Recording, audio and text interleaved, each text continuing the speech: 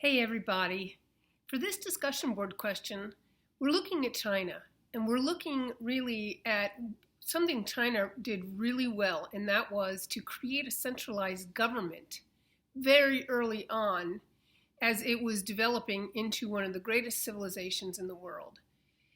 Now, one of the most unique aspects of China from back in the Shang Dynasty was the centralization of government and the use of civil service exams to work for the government. So anybody who was smart enough to pass those civil service exams was able, theoretically, to work for the government. And the government was very structural, and it was central to the power, the way that power was wielded and utilized in each Chinese dynasty. So, also with the civil service exams, theoretically, people who were not in the higher social classes had an opportunity for upward social mobility. That's a pretty big deal in the ancient world. And it's still a pretty big deal in our modern world. One of the reasons why so many people immigrated into the United States was for the possibility of upward social mobility. That is not something that is in the ancient world, and even in some places right now in the 21st century, where people have the ability to attain a better life, go up in the ranks of the social hierarchy, earn more money. Here in the United States, we kind of take that for granted because education and our ability to be entrepreneurs and the way our federal government and state governments and the dynamic between the two, they generally speaking, allow for anybody who is able to rise up in the ranks. It takes hard work. The same is true, exactly the same is true for ancient China that we're studying right now. And similarly, in the modern 21st century, most governments around the world now have civil service exams in order to work for the government. If you want to work for the Postal Service right now, you take a civil service exam. When you want to work for any kind of government entity, there is an exam, a civil service exam. So this is something that starts way back in China, in the earliest beginnings of China. Some of these principles remain with us. And why? Because they're really great principles. It allows for people who are capable of understanding laws, understanding the difference between something that's civil or criminal, policies, procedures.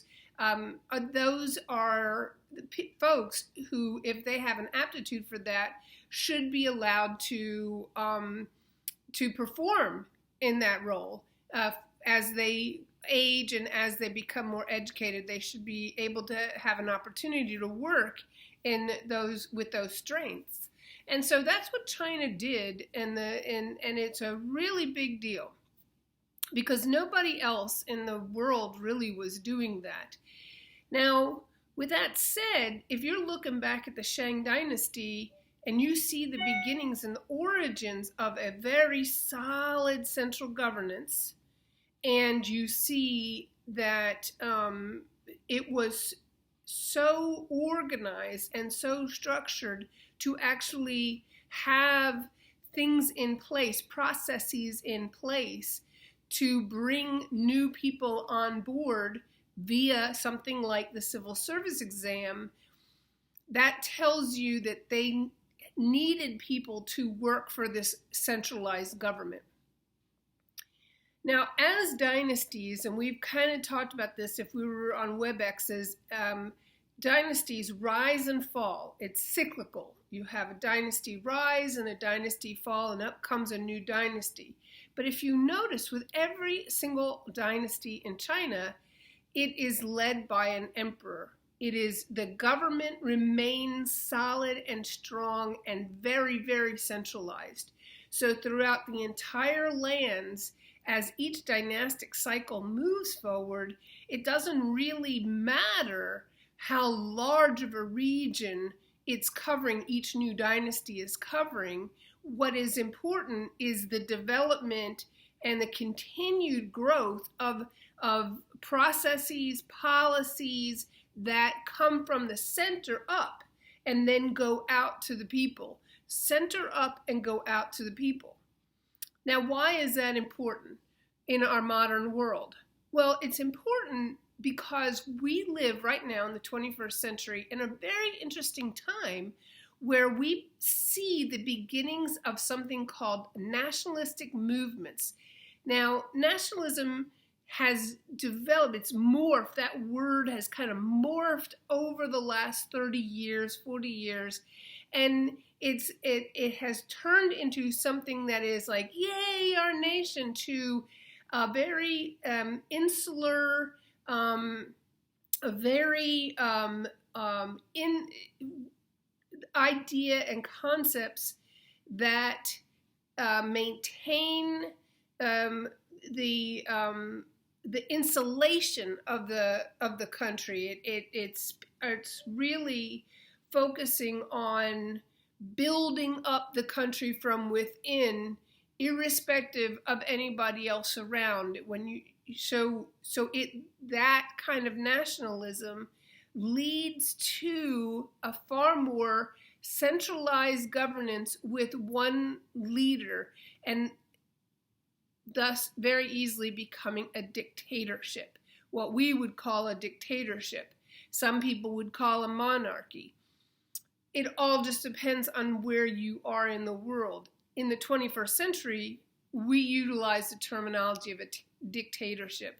Now, to really understand that, centralization of government, the strength of the centralized government, allowing more people to focus on what that country has to deal with within itself, may seem really great. But if you do it to the point where you're focusing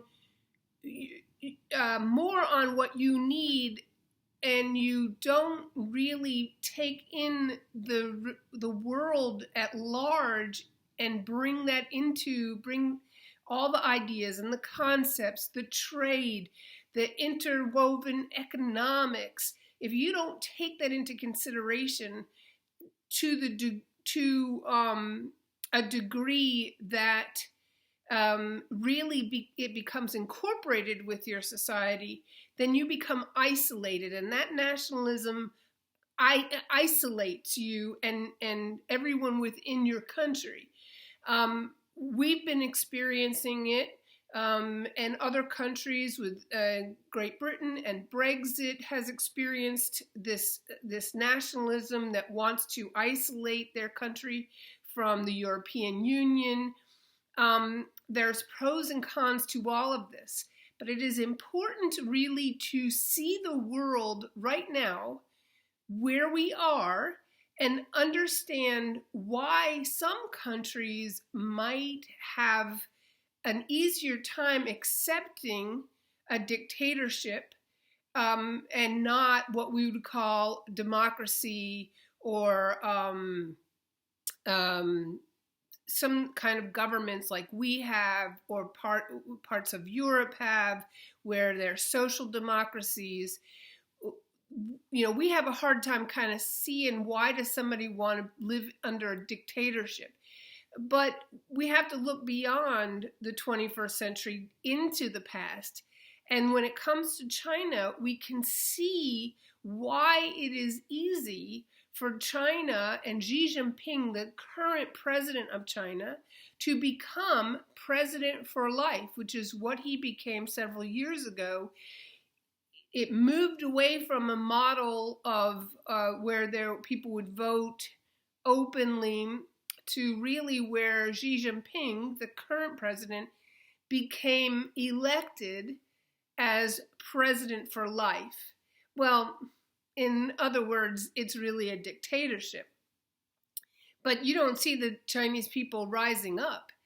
In China also, you see that the government is so strong and centralized that there are cameras all over China that have pictures, facial recognition cameras, and the Chinese government keeps a very, very tight rein on all the people in China, all its citizens in China. And it's also, by doing that, it can segregate populations like the Muslim population, the Uyghurs, and isolate them in internment camps, which they're doing right now. And really, the people in China, I'm sure there are outraged people. We know there are, but why is this allowed? Why do the Chinese people allowed to be videotaped and have a centralized government that is so strong?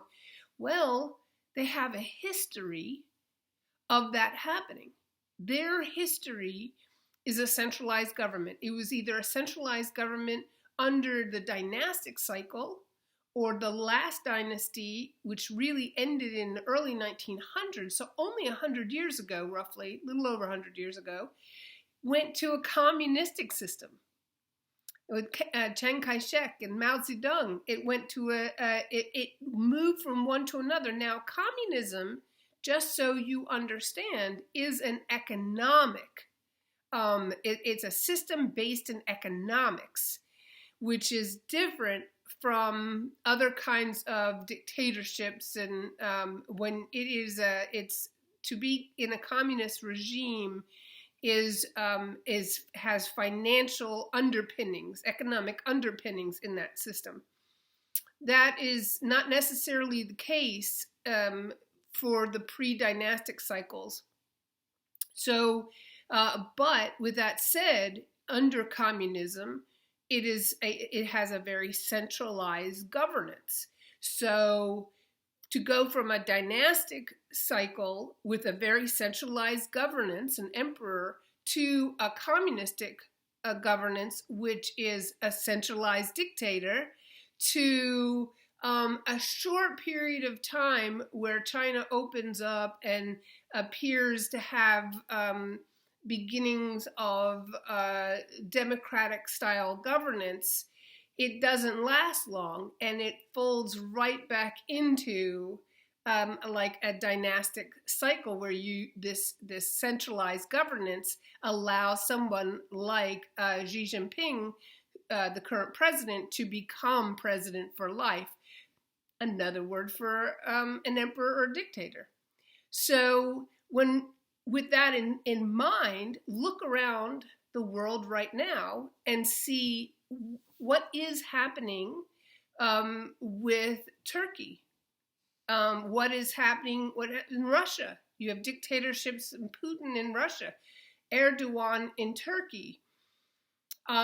The Philippines. There are places around the world right now where we see that struggle between a strong centralized government that really turns naturally into a dictatorship, and then something like the United States, where we're in constant conflict with each other because we have both a centralized government and the federalist system, but we also have states that are sovereign in and of themselves. Together with the United States, we're bound one to the other, and we are, according to the Constitution. But when we make comments like, why do the Chinese people allow to be followed by the government? Why do they allow the government to monitor what their internet is bringing them, and with the internet sites they go to? It's the same holds true in Russia and a lot of other places. How do we wrap that around our brains? Well, we wrap it around our brains because it is so ingrained in the Chinese society. Now, does everyone in China, are they really on board with that? No. That's why you have people who are emigrating, leaving China, or making every attempt to leave China to come to the United States or to Taiwan, which is, Taiwan is a free nation, Chinese nation. And so when we think about that in our modern world right now, in the 21st century, here, today, we have to not look at it through the lenses of, if you're in America, an American lens. You have to look at it through a historical lens to understand why it stays that way. Now, or why it allows none of it to stay that way, why it is able to happen so smoothly, how that the centralized government is able to stay a centralized, very, very strong government in China, even with the world, making these changes to social democracies, and where the conversation has been moving forward to a balance between what government is supposed to do to take care of the people and the responsibility of the people in their community. And that's a conversation that we have all of the time. That's a conversation we have in this country. So in this week's discussion board question, what I want to ask you is, take a look around, do a little bit of research, please cite your research in this discussion board, and think about, why can some countries like Finland or Sweden or Norway can offer so many government subsidies to their people? Why are places like New Zealand able to keep COVID-19 at bay? How do they govern their countries? And then compare that. Think about, why doesn't that work in the United States?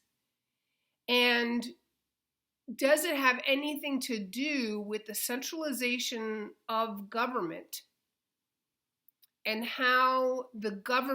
what the government's role is in that country? So this is a big